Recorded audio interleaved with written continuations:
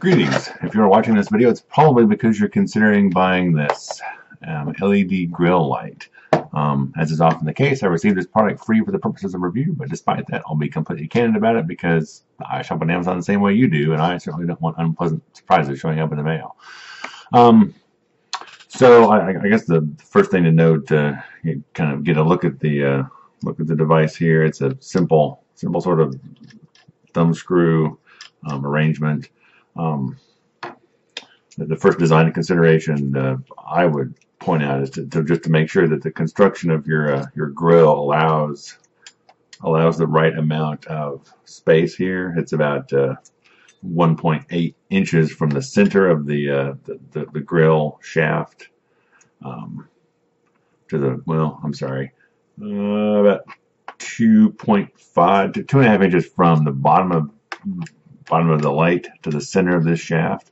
There's no flexibility in this whatsoever. You can go this direction, but you cannot toggle back and forth. So depending on how your grill is set up, the spacing might not work out well here. So that'd be the first consideration I would have with this device. Just measure and make sure that it's practical to have that amount of space there.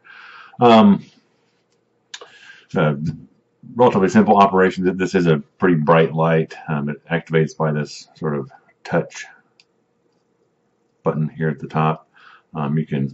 One consideration there, you brush against it. You have to brush against it fairly hard to accidentally toggle on and off.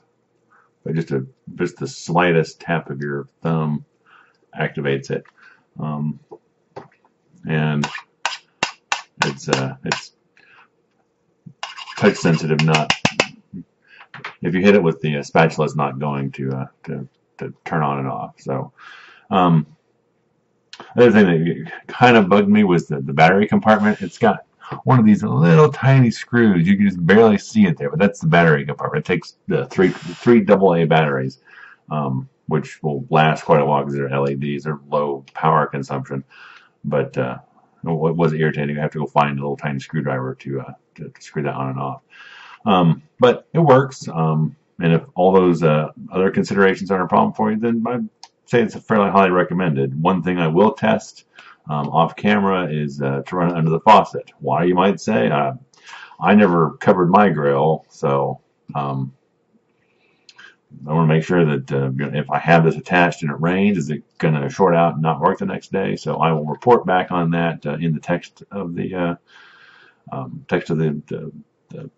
review and let you know how it goes. If it's completely ruined, then you'll know that you can't get it wet. But it seems there's a fair chance that it will be okay based on the construction. So at any rate, I hope that's helpful. It gives you some sense of what the product is and what the product does. If not, please leave me a comment. Let me know what it is I should be telling you about LED grill lighting. And until next time, happy shopping.